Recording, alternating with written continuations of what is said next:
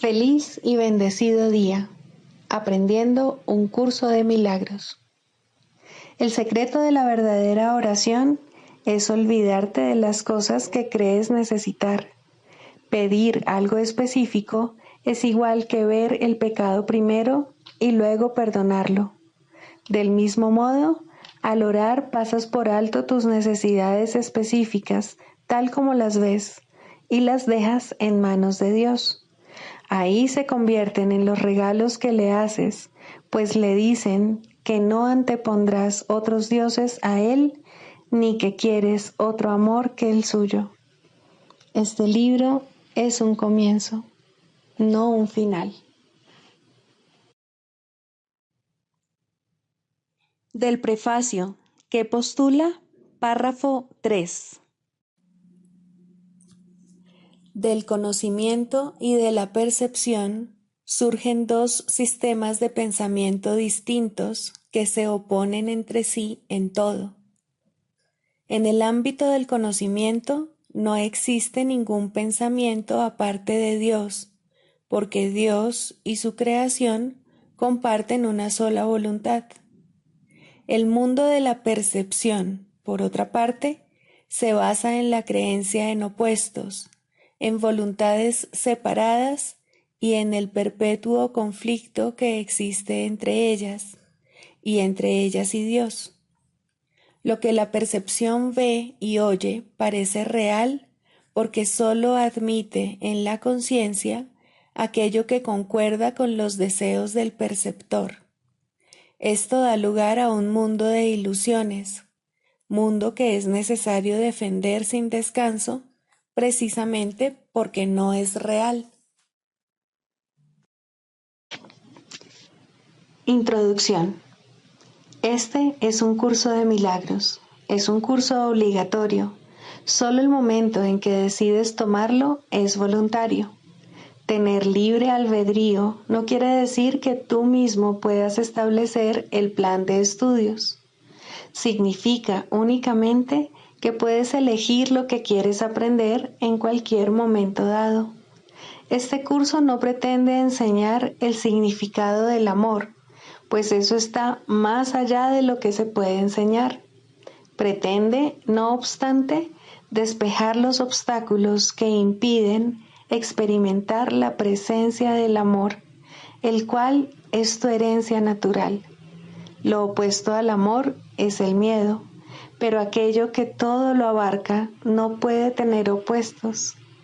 Este curso puede, por lo tanto, resumirse muy simplemente de la siguiente manera. Nada real puede ser amenazado. Nada irreal existe. En esto radica la paz de Dios. Capítulo 1. El significado de los milagros. Primero, principios de los milagros. Principio 48. El milagro es el único recurso que tienes a tu inmediata disposición para controlar el tiempo. Solo la revelación lo trasciende al no tener absolutamente nada que ver con el tiempo. Capítulo 7. Los regalos del reino. Tercero, la realidad del reino. El Espíritu Santo enseña solo una lección y la aplica a todo el mundo y en toda circunstancia. Dado que Él está libre de conflictos, aprovecha al máximo todos los esfuerzos y todos los resultados. Al enseñarte el poder del reino de Dios, el Espíritu Santo te enseña que todo poder te pertenece. Su aplicación no importa, es siempre máxima. Tu vigilancia no establece que el poder sea tuyo, pero te permite usarlo siempre y en cualquier forma que sea. Cuando dije, estoy siempre con vosotros, lo dije en un sentido muy literal. Jamás me aparto de nadie en ninguna situación, y puesto que estoy siempre contigo, Tú eres el camino, la verdad y la vida. Tú no creaste ese poder, como tampoco lo creé yo. Fue creado para ser compartido y, por lo tanto, no tiene ningún sentido percibirlo como si fuese el patrimonio de uno solo a expensas de los demás. Tal percepción lo desproveería de significado al eliminar o pasar por alto su único y verdadero significado. El significado de Dios espera en el reino porque allí es donde Él lo ubicó. No espera en el tiempo, simplemente descansa en el reino porque allí es donde le corresponde estar, al igual que a ti. ¿Cómo ibas a percibirte a ti mismo como si no formases parte del significado de Dios cuando tú mismo eres ese significado? Solo si te consideras irreal puedes percibirte a ti mismo como separado de tu significado. Por esto es por lo que el ego es demente. Te enseña que no eres lo que eres. Eso es tan contradictorio que es claramente imposible. Es, por lo tanto, una lección que no puedes aprender realmente y que, por consiguiente, no puedes realmente enseñar. Mas siempre estás enseñando. Tienes, entonces, que estar enseñando otra cosa, a pesar de que el ego no sabe lo que es. El ego, pues, está siendo deshecho continuamente y sospecha de tus motivos. Tu mente no puede estar unificada cuando le es fiel al ego, porque la mente no le pertenece a él. Sin embargo, lo que para el ego es traición, para la paz es lealtad. El enemigo del ego es, por lo tanto, tu amigo. Dije anteriormente que el amigo del ego no forma parte de ti porque el ego se percibe a sí mismo en estado de guerra y, por ende, necesitado de aliados. Tú, que no estás en guerra, debes ir en busca de hermanos y reconocer en todo aquel que veas a tu hermano, ya que únicamente los que son iguales están en paz. Puesto que los hijos de Dios gozan de perfecta igualdad, no pueden competir porque lo tienen todo. Sin embargo, si perciben a cualquiera de sus hermanos de cualquier otra forma que no sea con perfecta igualdad, es que se ha adentrado en sus mentes la idea de la competencia. No subestimes la necesidad que tienes de mantenerte alerta contra esa idea, ya que todos tus conflictos proceden de ella. Dicha idea es la creencia de que es posible tener intereses conflictivos y significa, por lo tanto, que has aceptado que lo imposible es verdad.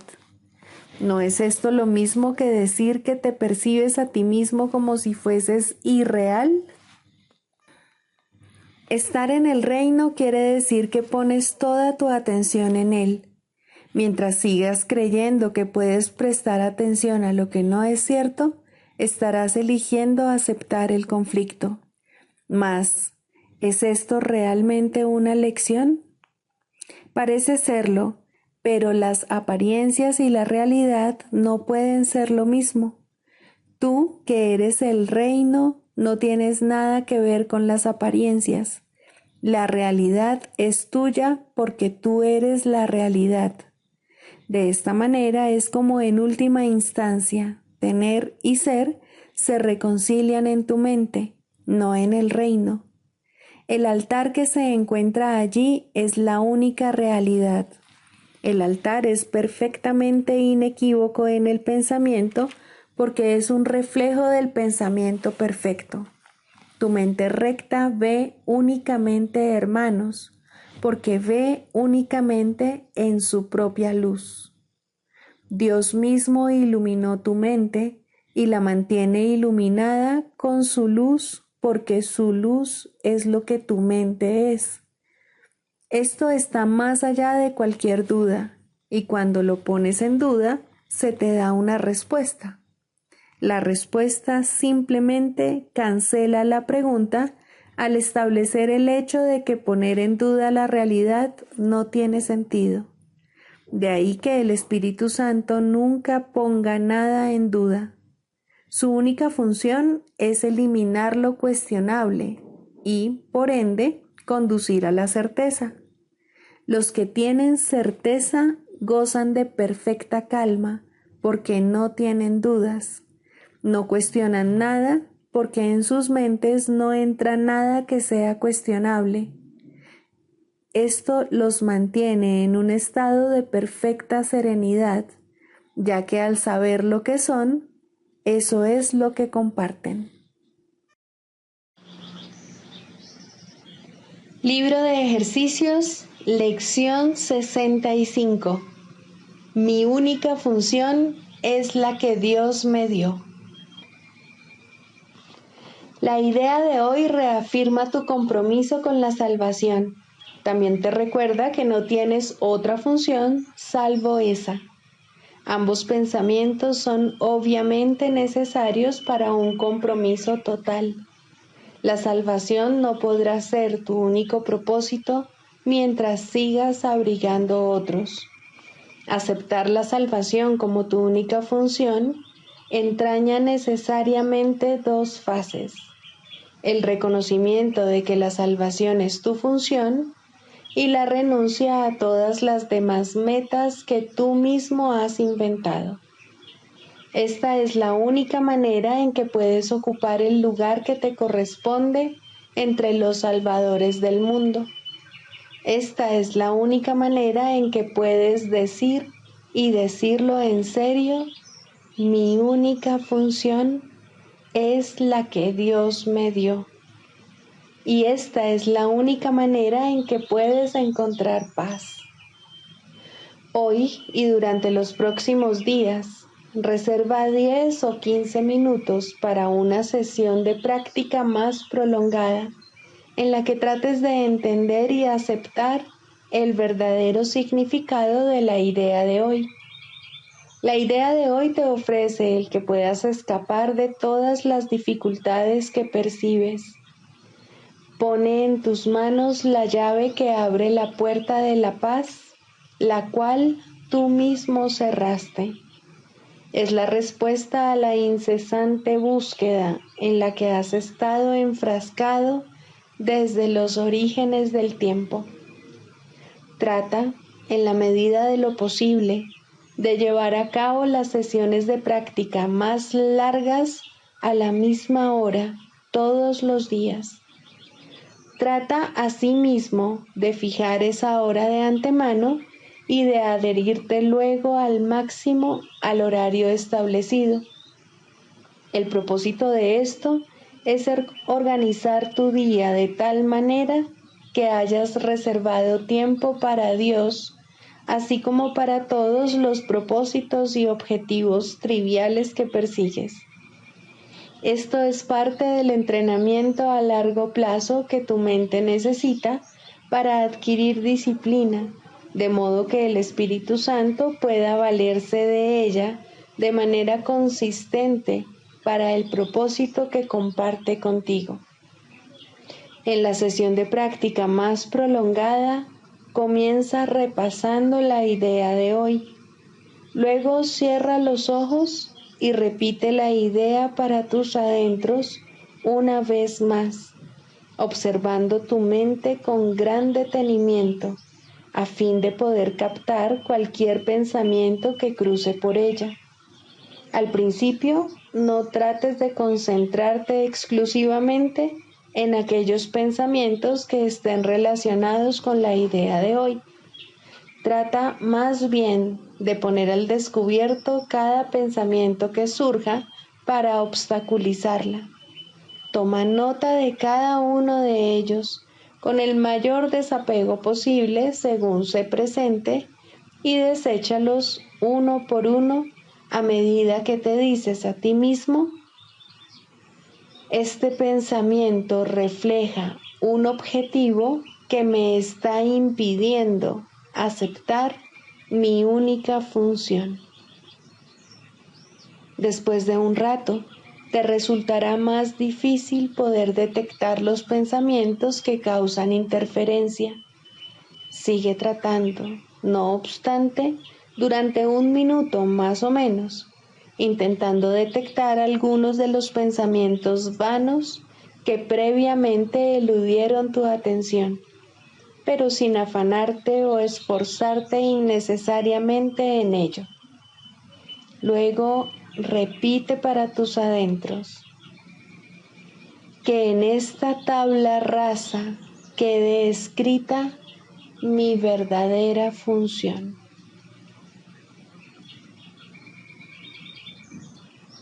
No es preciso que uses estas mismas palabras, pero trata de tener la sensación de que estás dispuesto a que tus propósitos ilusorios sean reemplazados por la verdad.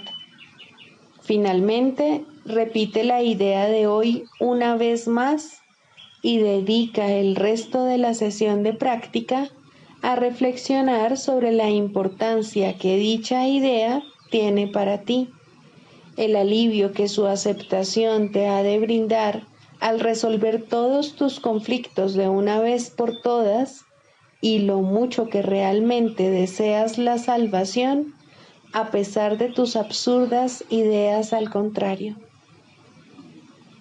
En las sesiones de práctica más cortas, que deben hacerse por lo menos una vez por hora, usa el siguiente modelo al aplicar la idea de hoy. Mi única función es la que Dios me dio. No quiero ninguna otra, ni tengo ninguna otra. Cierra los ojos en algunas ocasiones al practicar esto y en otras manténlos abiertos mientras miras a tu alrededor. Lo que ahora ves será totalmente diferente cuando aceptes la idea de hoy sin reservas.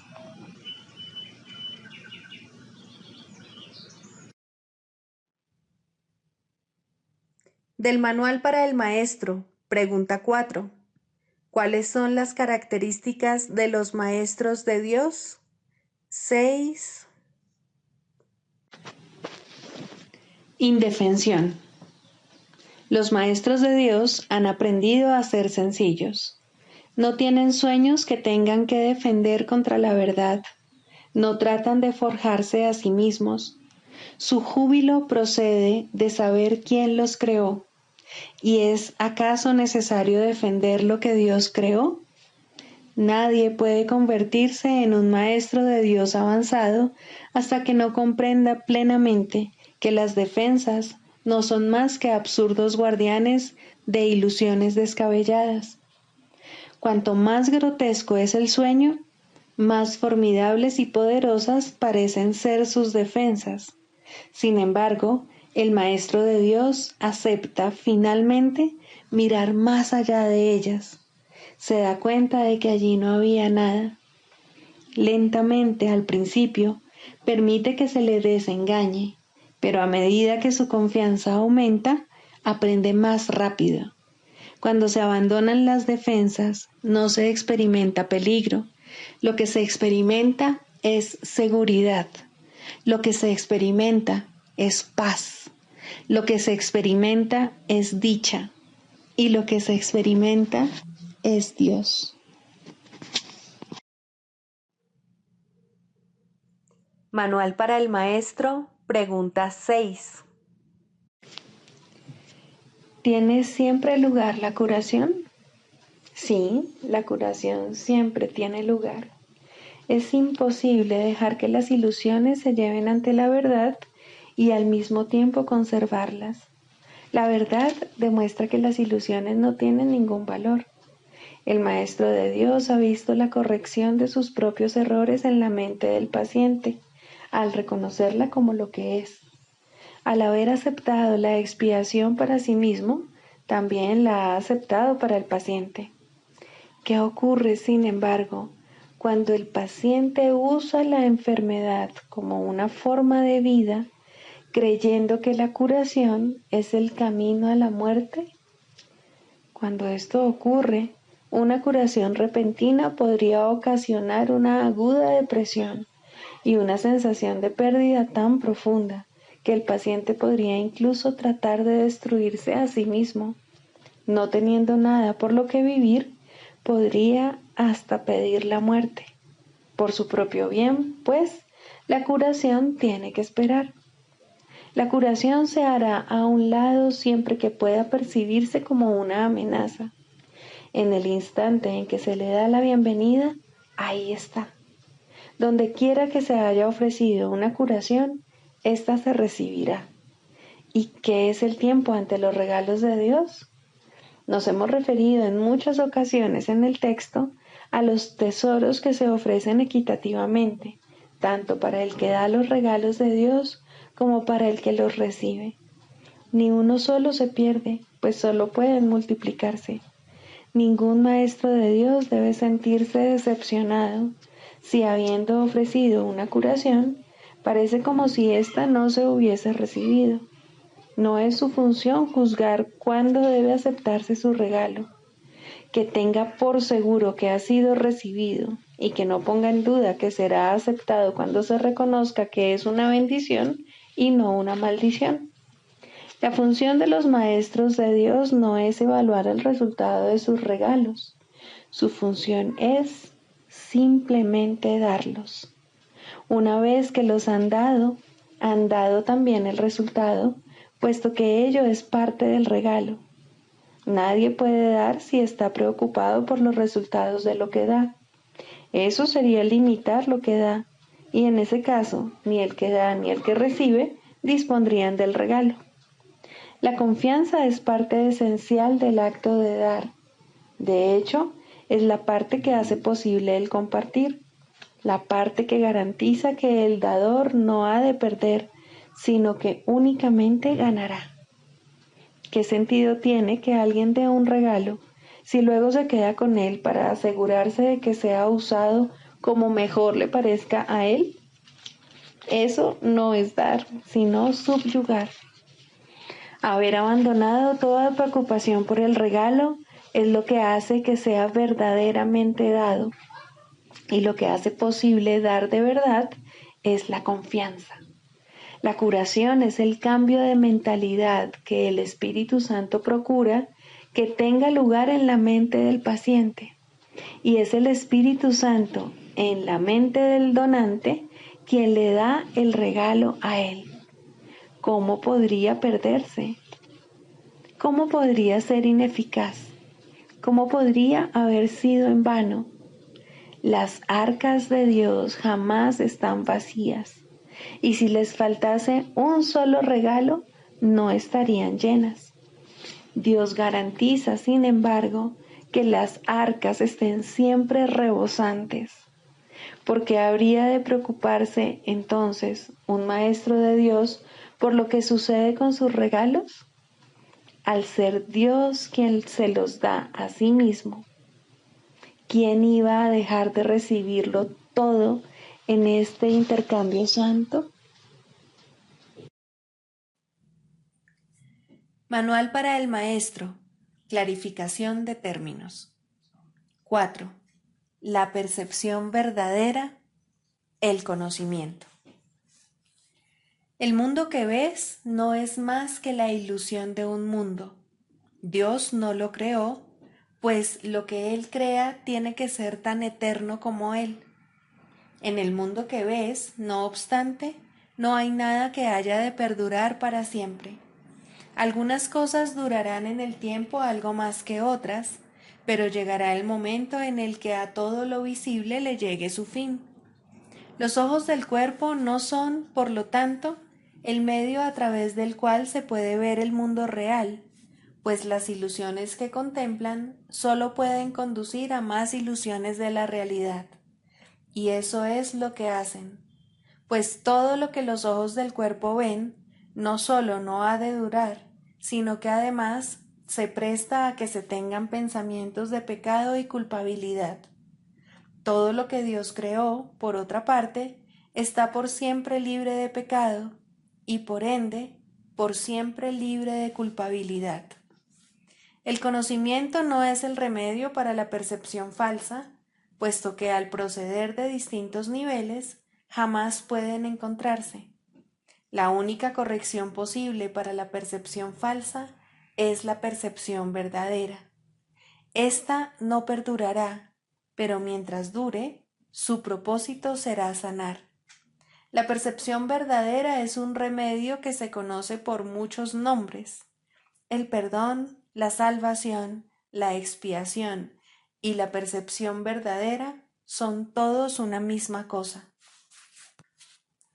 Son el comienzo de un proceso cuyo fin es conducir a la unicidad que los trasciende a todos. La percepción verdadera es el medio por el que se salva al mundo de las garras del pecado, pues el pecado no existe. Y esto es lo que la percepción verdadera ve. El mundo se yergue como un sólido muro ante la faz de Cristo, pero la percepción verdadera lo ve solo como un frágil velo, tan fácil de descorrer que no podría durar más de un instante. Por fin se ve el mundo tal como es, y ahora no puede sino desaparecer, pues en su lugar ha quedado un espacio vacío que ha sido despejado y preparado. Donde antes se percibía destrucción, aparece ahora la faz de Cristo, y en ese instante el mundo queda olvidado, y el tiempo acaba para siempre al disolverse el mundo en la nada de donde provino. Un mundo perdonado no puede durar mucho. Era la morada de los cuerpos, pero el perdón mira más allá de ellos. En eso radica su santidad. Así es como sana. El mundo de los cuerpos es el mundo del pecado, pues sólo si el cuerpo existiese sería posible el pecado. El pecado acarrea culpabilidad tan irremediablemente como el perdón acaba con ella. Y una vez que ha desaparecido todo rastro de culpabilidad, ¿qué queda que pueda seguir manteniendo al mundo separado y fijo en su lugar? Pues la idea de lugar habrá desaparecido también junto con el tiempo. El cuerpo es lo único que hace que el mundo parezca real, pues, al ser algo separado, no puede permanecer donde la separación es imposible. El perdón prueba que es imposible porque no lo ve, y lo que entonces pasas por alto deja de ser comprensible para ti, tal como una vez estabas seguro de su presencia. Este es el cambio que brinda la percepción verdadera. Lo que antes se había proyectado afuera, ahora se ve adentro, y ahí el perdón deja que desaparezca. Ahí se establece el altar al Hijo, y ahí se recuerda a su Padre. Ahí se llevan todas las ilusiones ante la verdad y se depositan ante el altar. Lo que se ve como que está afuera no puede sino estar más allá del alcance del perdón, pues parece ser por siempre pecaminoso. ¿Qué esperanza puede haber mientras se siga viendo el pecado como algo externo? ¿Qué remedio puede haber para la culpabilidad? Mas, al ver a la culpabilidad y al perdón dentro de tu mente, estos se encuentran juntos por un instante, uno al lado del otro, ante un solo altar. Ahí, por fin, la enfermedad y su único remedio se unen en un destello de luz curativa. Dios ha venido a proclamar lo que es suyo. El perdón se ha consumado. Y ahora el conocimiento de Dios, inmutable, absoluto, puro y completamente comprensible, entra en su reino. Ya no hay percepción, ni falsa ni verdadera. Ya no hay perdón, pues su tarea ha finalizado. Ya no hay cuerpos, pues han desaparecido ante la deslumbrante luz del altar del Hijo de Dios. Dios sabe que ese altar es el suyo, así como el de su Hijo.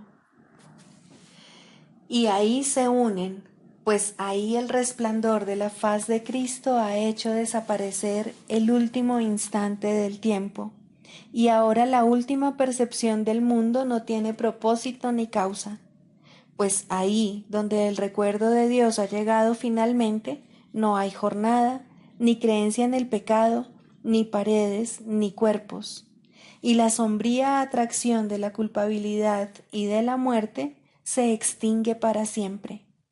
Oh hermanos míos, si tan solo supierais cuánta paz os envolverá y os mantendrá a salvo, puros y amados en la mente de Dios, no haríais más que apresuraros a encontraros con Él en su altar. Santificados sean vuestros nombres y el suyo, pues se unen ahí, en ese santo lugar. Ahí Él se inclina para elevaros hasta Él, liberándoos de las ilusiones para llevaros a la santidad, liberándoos del mundo para conduciros a la eternidad, liberándoos de todo temor y devolviéndoos al amor. Psicoterapia, segundo. El proceso de la psicoterapia. Introducción. La psicoterapia es un proceso que cambia la visión del yo. A lo sumo, este nuevo yo es un concepto de sí mismo más beneficioso, pero no puede esperarse que la psicoterapia establezca qué es realidad. Esa no es su función. Si logra abrirle paso a la realidad, ha alcanzado su máximo éxito. Toda su función, al final, consiste en ayudar al paciente a manejar un error fundamental, la creencia de que la ira le ofrece algo que en realidad desea y de que al justificar el ataque se está protegiendo a sí mismo. En la medida en que llegue a darse cuenta de que esto es un error, en esa misma medida se ha salvado realmente. Los pacientes no entran en una relación terapéutica con este objetivo en mente. Por el contrario, tales conceptos significan poco para ellos o no necesitarían ayuda. Su objetivo es ser capaces de conservar su concepto del yo exactamente como está, pero sin el sufrimiento que ello conlleva. Todo su equilibrio descansa sobre la insensata creencia de que esto es posible, y como resulta tan claramente imposible para la mente sana, lo que buscan es magia. En las ilusiones, lo imposible se consigue fácilmente, pero a costa de hacer realidad las ilusiones. El paciente ya ha pagado su precio. Ahora quiere una ilusión mejor. Al comienzo, pues, la meta del paciente y la del terapeuta son divergentes. Tanto el terapeuta como el paciente pueden abrigar falsos conceptos de sí mismos, pero aún así, sus respectivas percepciones sobre la mejoría deben ser distintas. El paciente espera aprender a lograr los cambios que quiere sin cambiar su concepto de sí mismo de manera significativa. De hecho, espera que ese concepto se estabilice lo suficiente para incluir en él mismo los poderes mágicos que busca en la psicoterapia. Desea volver invulnerable lo vulnerable e ilimitado lo finito. El yo que ve es su Dios y lo único que busca es servirle mejor. Sin importar cuán sincero pueda ser el propio terapeuta, debe querer cambiar el concepto que el paciente tiene de sí mismo de alguna manera que considera real. La tarea de la terapia es reconciliar estas diferencias. Con suerte, ambos aprenderán a abandonar sus metas originales, pues solo en las relaciones puede hallarse la salvación. Al comienzo, es inevitable que tanto los pacientes como los terapeutas acepten metas irreales que no están completamente libres de matices mágicos. Finalmente, Estas se abandonarán en las mentes de ambos. El canto de la oración. Tercero, orar por otros. Dijimos que siempre oras por ti mismo y así es. ¿Por qué entonces debes orar por otros? Y si debes hacerlo, ¿cómo lo debes hacer? Orar por otros, si se ha entendido correctamente, se convierte en el medio para eliminar la culpa que has proyectado sobre tu hermano y poder reconocer que no es él quien te está haciendo daño. Antes de que se te pueda salvar de la culpa, debes renunciar al pensamiento venenoso de que él es tu enemigo, tu malvada contraparte, tu némesis. El medio para alcanzar esto es la oración de un poder creciente y metas ascendentes hasta que finalmente llega a Dios. Las formas iniciales de la oración en los primeros peldaños de la escalera no están libres de envidia y malicia, claman venganza, no amor. Tampoco proceden de alguien que entiende que son peticiones de muerte hechas con miedo por quienes atesoran la culpa. Invocan a un Dios vengativo y es Él quien parece contestarles. Nadie puede pedir el infierno para otro y él mismo librarse de él. Solo aquellos que están en el infierno pueden pedir el infierno. Pero aquellos que han sido perdonados y han aceptado su perdón, jamás podrían orar de esa manera. En estos niveles, pues, la meta del aprendizaje no es otra cosa que reconocer que la respuesta a cualquier oración será idéntica a la forma en que la oración se hizo. Eso es suficiente. A partir de ahí, el paso a los siguientes niveles será fácil. El próximo ascenso comienza con esto. Lo que he pedido para mi hermano no es lo que querría para mí. Por lo tanto, lo he convertido en mi enemigo. Es evidente que este paso no lo puede dar quien no ve la liberación de otros como algo ventajoso y de valor para sí mismo. Puede aplazarse por largo tiempo porque puede parecer peligroso en lugar de compasivo.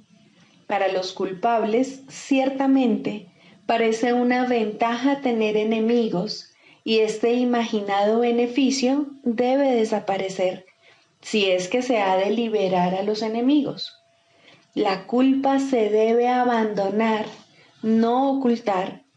Esto no se puede hacer sin cierto dolor y tener un atisbo de la naturaleza misericordiosa de este paso puede llevar por algún tiempo a un profundo retraimiento en el miedo, pues las defensas del temor son temibles en sí mismas y cuando se reconocen, traen el miedo con ellas.